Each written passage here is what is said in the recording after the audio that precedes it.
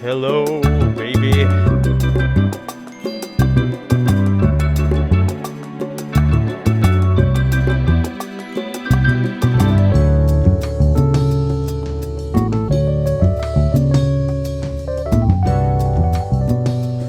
Well.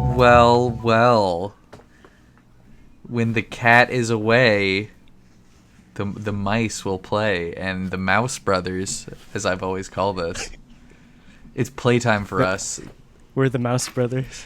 We've always been the Mouse Brothers. Everyone knows this. Yeah. It's famously. Is this the debut of the Mouse Brothers? We've done one before, right? Have we done a Mouse Brothers episode before where we don't have the cat, the kitty cat? I don't remember Ethan going on like an extended vacation before, so I'm not sure. Well, some super fan will check back in the archives and we'll know soon enough. But hey, if it's not the debut of the Mouse Brothers, it feels like it. I think we've done a stream just the two of us before. That makes sense. So maybe for the podcast, it's the first time.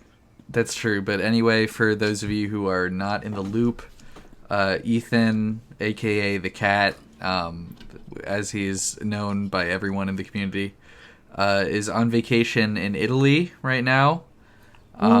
Still not at Pity, so he can wear the hat if he wants to. But we're here anyway. We're bringing you an episode. It's a bonus, so that means it's extra. Yeah. That's by definition what bonus is. Yeah. Anyways, we got something on the docket. We do have a couple things. Well, I just got back.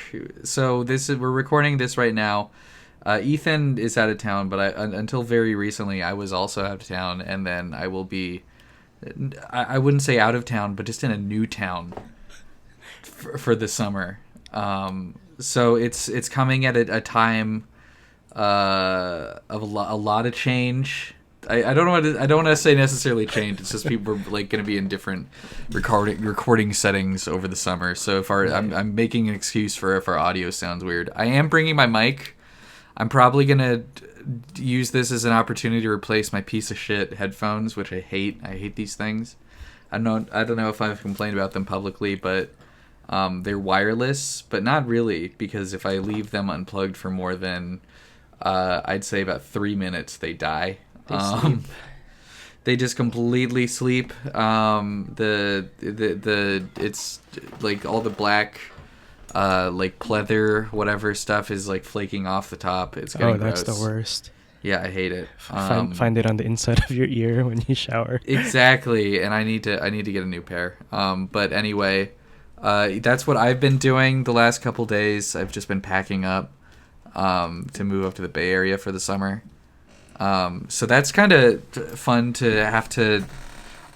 I mean, it's not necessarily. I'm not really making a capsule wardrobe because, I'm not flying up. I'm driving up, so I can fit basically as much as I can in my car. Right. And so I just have my big duffel bag. I have a piece of luggage, and right now I'm just going through.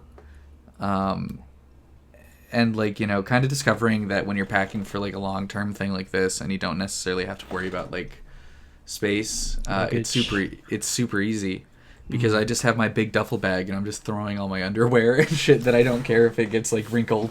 Yeah. That's all getting thrown in there. Yeah. I've been so you're saying it makes it easier for? I mean, from what I'm hearing.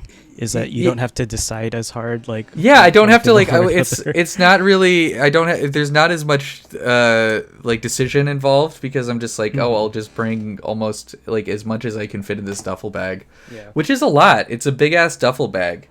It's huge. It's huge. So it's actually anyone that complains about how hard it is to pack, it's actually super easy. I don't know what the fuck you're talking about. Just bring everything, guys. Just bring everything. But it is kind of difficult, or not difficult.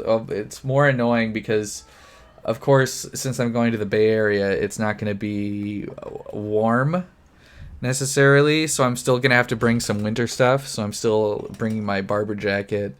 I'm bringing a duffel coat. I'm bringing a bunch of sweaters and stuff like that. But yeah, I kind of wish that it would be a little bit nice if I could just stick with like, oh, I'm just gonna bring my summer stuff, because then, like, you know, if I can pack less, which opens up the possibility of maybe getting some stuff when I'm up there or whatever. Ooh. Which I'll still probably end up doing, but now I'm gonna have to figure out. It's gonna be a pain in the ass to like bring home. So, you know, boo hoo! I'm the saddest little boy in the world. Speaking of picking stuff up, do you have any like hard plans to check out places out there, or? I mean, there's all the vintage stores like that I like around there. That I'll hit up, of course. I want to get some sunglasses, so I might go to the like Moscot store that's up there. But we'll see once I start getting my actual paychecks from the job.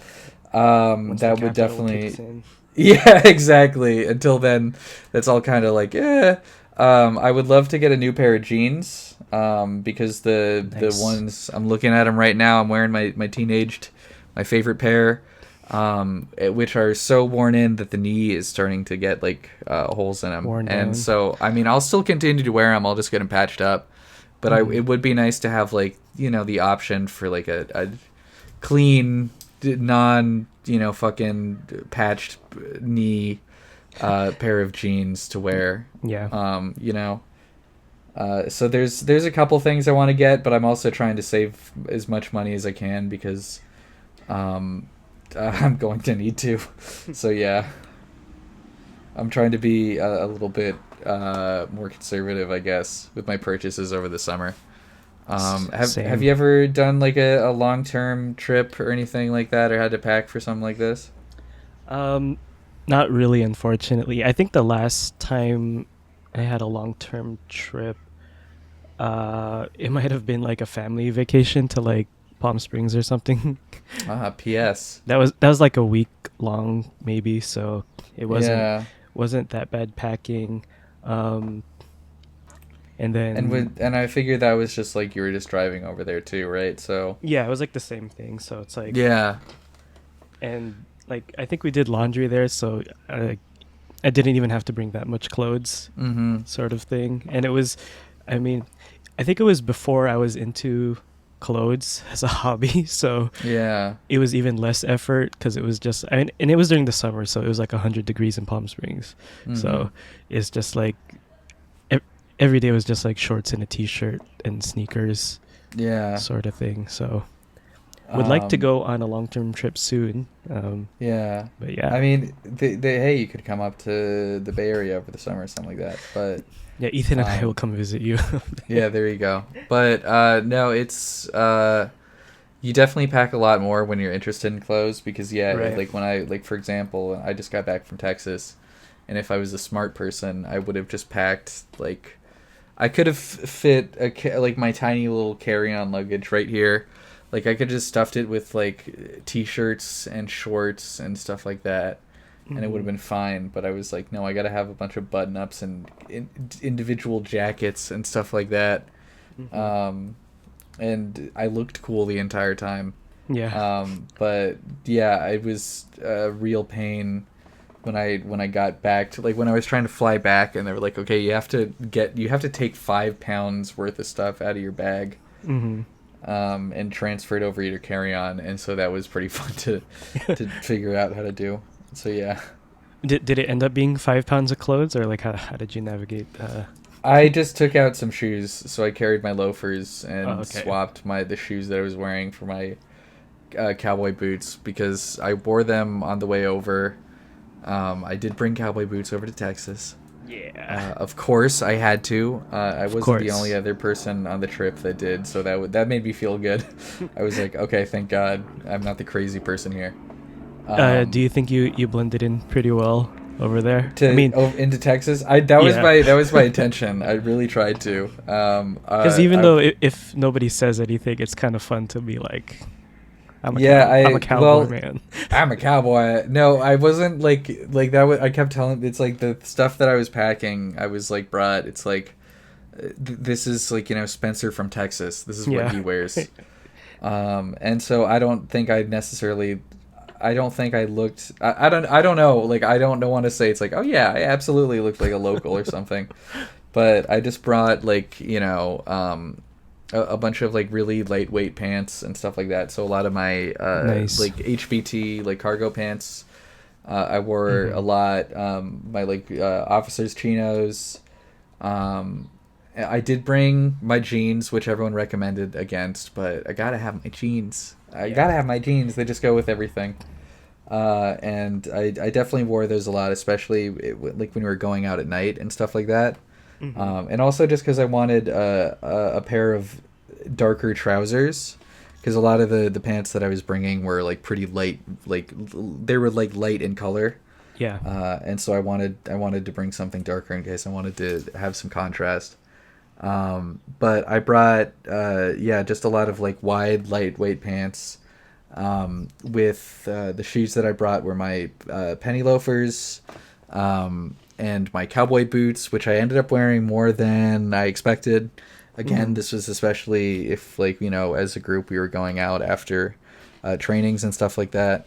And then I would end up, and then I brought just a couple pair of like sneakers. So I had my my Sperry's, the Sperry like topsider deck shoes, and then I had the Nike whatever waffle racers, the which I did wear a couple times. Those were good for walking around. Yeah, but and then the shirts that I just brought like I did bring all the Western shirts that I had, except for the silk, the yellow silk one, like that because that one is like actually that one's from the 40s and it's kind of delicate, and I was just kind of worried about that one. He'll just like fall apart on you. Yeah, like already some of the snap like buttons are just like off. Snapped off. Yeah, and so I don't know I don't know how you fix those, and so I just haven't worried about it. I guess, but I just don't wear that shirt very often. I brought a couple of my like gabardine shirts, and then just some other like work shirts and stuff like that. It was I did bring like a bunch of jackets, but a lot of days I did not end up wearing them at all, just because it was very hot and humid over there, and so I would just do the fucking like TikTok e-boy look or whatever of just like I would just wear my my like tank top or whatever, like undershirt, with like a button up just completely unbuttoned, like over it or whatever, just as kind of like a layering piece. And we did spend most of our time in air-conditioned buildings. To be clear, because I don't know if I properly introduced this at the beginning, this was for an internship training that I did up in Austin, Texas. Texas. I don't know why I said up in, because it's down. It's down there. It's down south. In Austin, Texas. Hell. In hell, that's right. Is hell just like south? Is like hell is just down, So down is down. south and south is down? Yeah. Oh, okay. I never knew that. It's because when you orient the map, it's facing you. But if you flip a map upside down, what happens? You go to Australia. I don't know. Oh shit. Okay, it's that easy? I hope so. I think that we should plan a trip to Australia. I got a map right here. Yeah. I'm gonna flip it upside down. Crikey! Whoa! I'm over there, mate. A kangaroo. A kangaroo's kicking me in the face. Kangaroo with boxing gloves. Yeah, that's right. Do you ever see Kangaroo Jack? Like so long ago. When did that movie come out? A while ago. That was like, we were like literal children when that came out, I think. We were literal babies. Yeah, and Michael Shannon was in it too. He was actually a baby. Yeah. He played the baby kangaroo. I'm just at this point. I'm just trying to kill time because I realize we're not even. This is still in the free period, and I don't want to give away too much. Yeah, we're like barely a quarter into the to the episode. Yeah. I mean, we did jump right in, so we jumped right in, but we listen. We still have some tangents in us. So if you want to hear some tangents, you better pay up, you son of a bitch. Whoa! If you'd like to hear the rest of this episode and more, consider checking us out on our Patreon. Patreon.com/styleanddirection. $5 a month gets you access to all bonus episodes and our Discord. $10 a month gets you that, and we say your name at the end of every episode. So we'd like to thank our Sadcast fanatics, Shane Curry, Philip Regard, Henrik Wilberg, and Alexander Batten. Again, that's patreon.com/styleanddirection, all spelled out. See you next time. Bye-bye.